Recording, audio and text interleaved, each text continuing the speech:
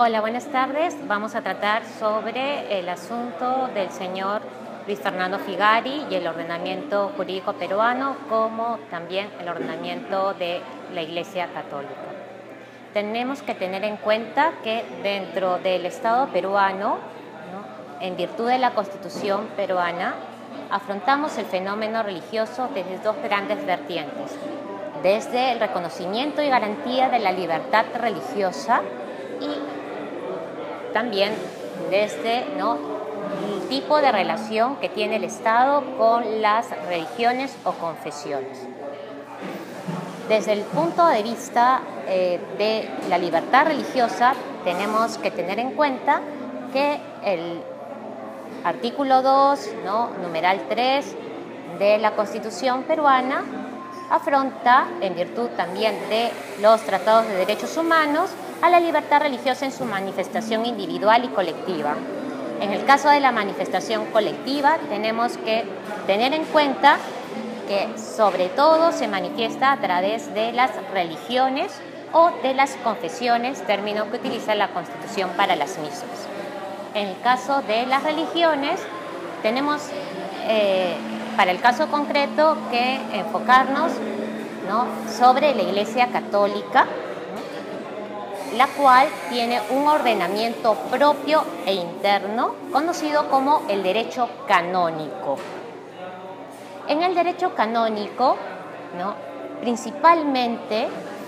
encontramos como fuente a el Código de Derecho Canónico de 1983, en virtud del cual se hace diferencia entre aquellos que forman parte de la jerarquía y aquellos que no lo son, sobre todo en razón a la misión que cumplen dentro de la Iglesia. En parte de la jerarquía encontramos a los sacerdotes, además de los diáconos y los obispos. Los sacerdotes tienen una regulación especial, todo obispo es sacerdote, a su vez, para tomar en cuenta una regulación especial que afecta justamente la parte penal de la Iglesia Católica en su ordenamiento. O sea, el derecho canónico regula justamente los actos que, además de ser pecados, configuran dentro de su mismo ordenamiento los llamados delitos. Los delitos que son considerados como tales respecto al abuso sexual en menores está dentro de uno de los libros del derecho canónico. Además del derecho canónico,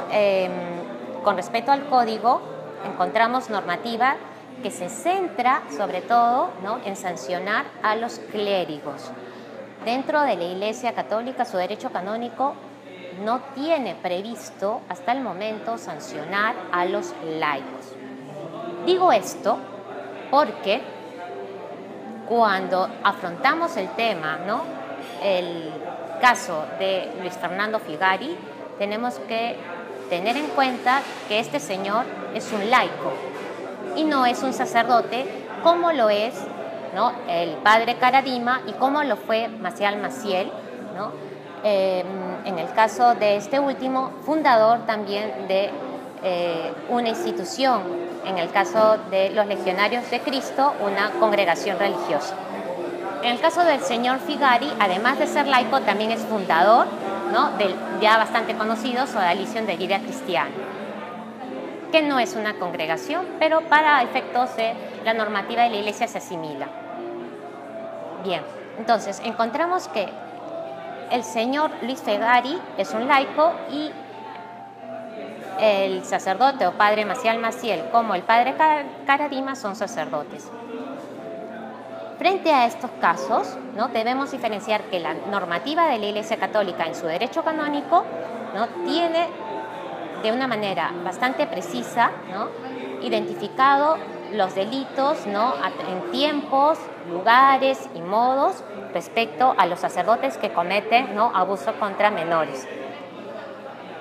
sexuales, ¿se entiende? Y en el caso del señor Figari encontramos que no hay normativa que regule justamente un delito que cometa un laico con respecto a menores en términos sexuales.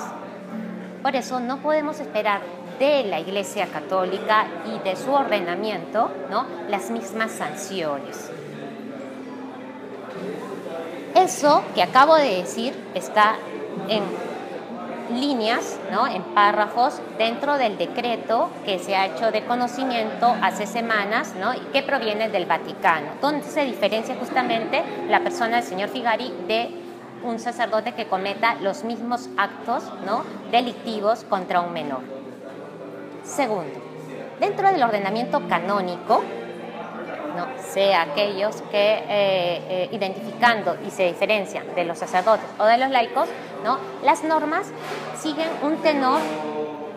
tan parecido, porque no digo igual, ¿no?, al que tienen los estados cuando, ¿no?, se dedica en su normativa, ¿no?, a identificar los delitos y sus penas. En el Código de Derecho Canónico se habla y se recoge en los cánones el delito de abuso con los menores, y para que estos sean, los quienes cometen estos delitos sean procesados, tienen que seguir un íter, ¿no?, jurídico, ¿no?, en donde la prescripción tiene mucho que ver y relieve, ¿no?, para que justamente tenga legitimidad el acto que se quiere llevar ante los tribunales de la Iglesia Católica. En el caso del señor Figari, ya el término, ¿no?, para la acción, ¿no?, en la cual se podría haber sancionado, ¿no?, al mismo, ¿no?, ya habían prescrito. Ahora bien, dentro del derecho canónico podemos también identificar que el código, ¿no?, señala que la suprema autoridad de la Iglesia Católica, y en el caso de cómo está formada la misma, es el Papa. El Papa es la máxima autoridad legislativa, judicial, ¿no?, y ejecutiva. Si bien toda la normativa, ¿no?, está reglada en términos generales, siempre se le deja un grande margen al Papa, ¿no?, para casos concretos, en todo momento,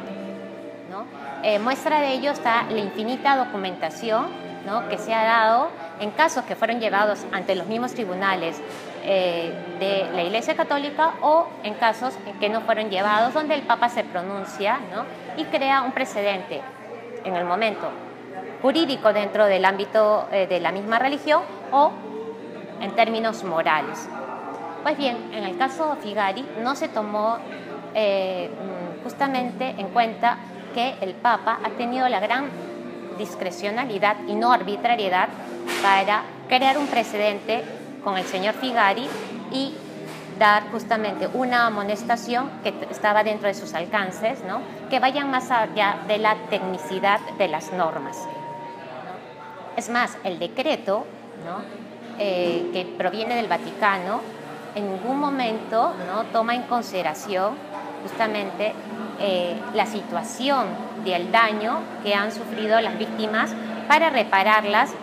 en ninguno de los términos, sea espirituales, que corresponden a una religión, o sea justamente materiales, que podrían comprender, ¿no?, reparaciones económicas o además de ayuda psicológica,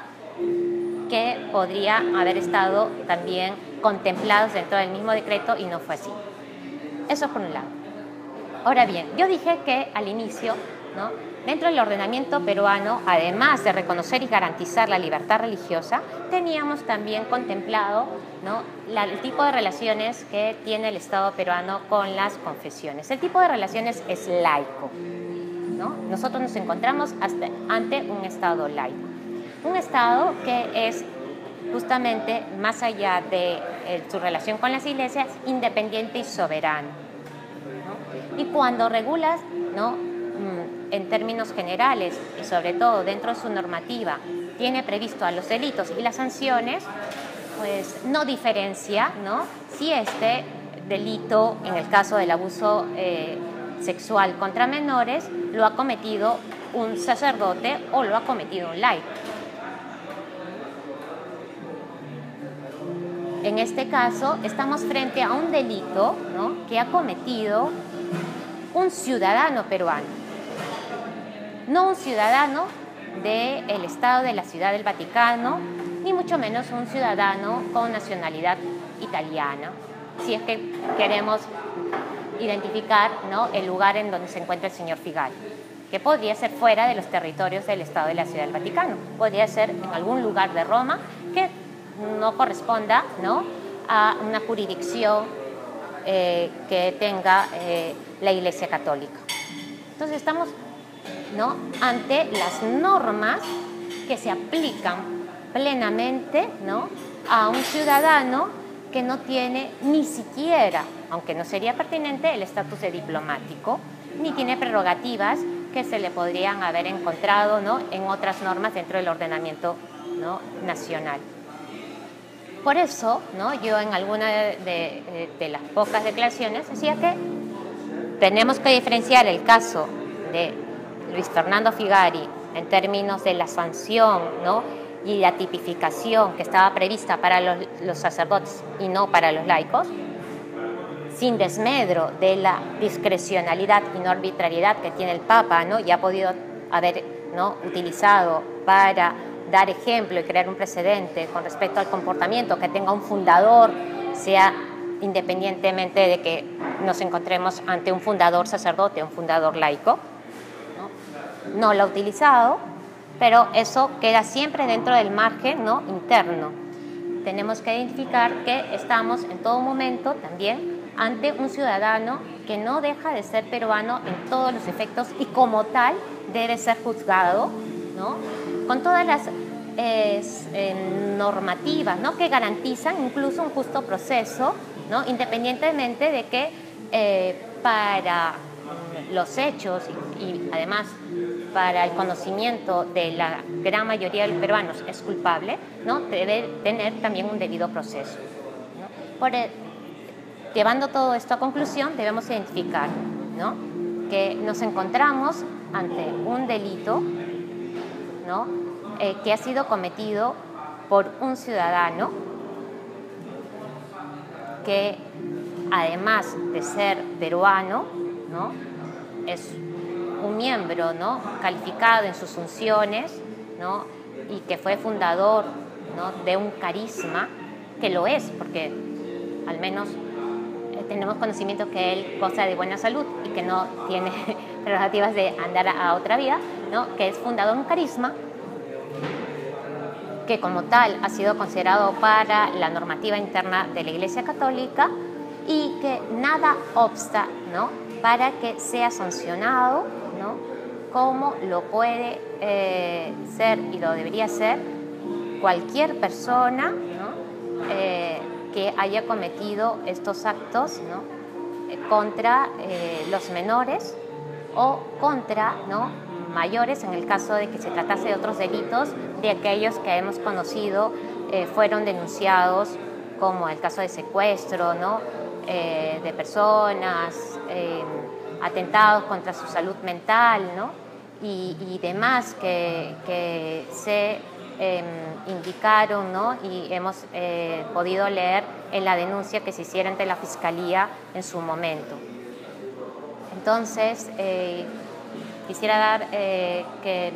por concluido, ¿no?, esta diferencia. Una cosa es la normativa de una religión, en este caso la Iglesia Católica, y otra es la que aplica el ordenamiento peruano en estos términos penal,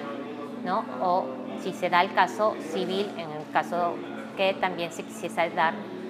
vía, ¿no?, a una reparación civil con respecto a las víctimas. Gracias.